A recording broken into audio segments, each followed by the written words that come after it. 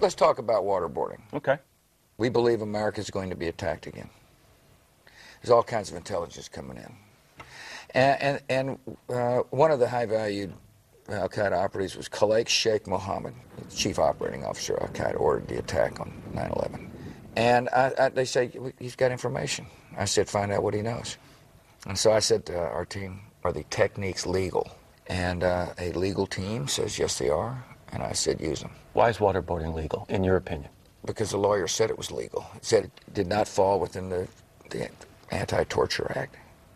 I'm not a lawyer. And but you got to trust the judgment of people around you, and I do. You say it's legal, and the lawyers told me. Yeah.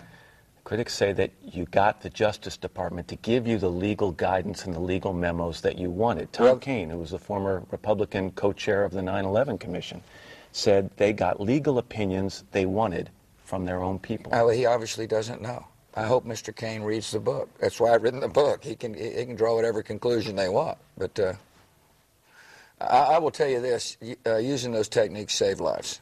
My job was to protect America, and I did.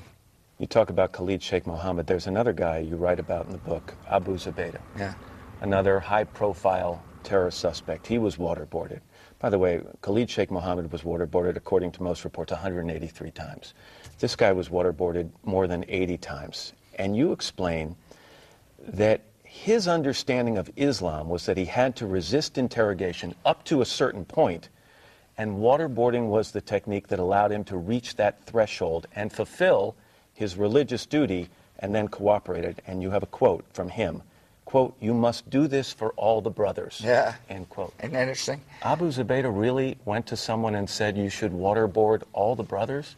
He didn't say that. He said you should give brothers the chance to be able to fulfill their duty. I don't recall him saying you should water. I think it's an assumption in your case. Yeah, when you must do this for all the brothers. Oh, so to let them get to that threshold. Yeah, that's how I interpret it. Look. First of all, we used this technique on 3 people. Mm-hmm. Captured a lot of people and used it on 3. We gained valuable information to protect the country, and it was the right thing to do as far as I'm concerned. So if it's legal, President Bush, then if an American is taken into custody in a foreign country, not necessarily a uniformed American. I'm not going to debate the issue, Matt. I'm just asking, would it be okay for a foreign country to waterboard an American citizen? All I ask is that people read the book, and they can reach the same conclusion if they'd have made the same decision I made or not. You'd make the same decision again today? Yeah, I would.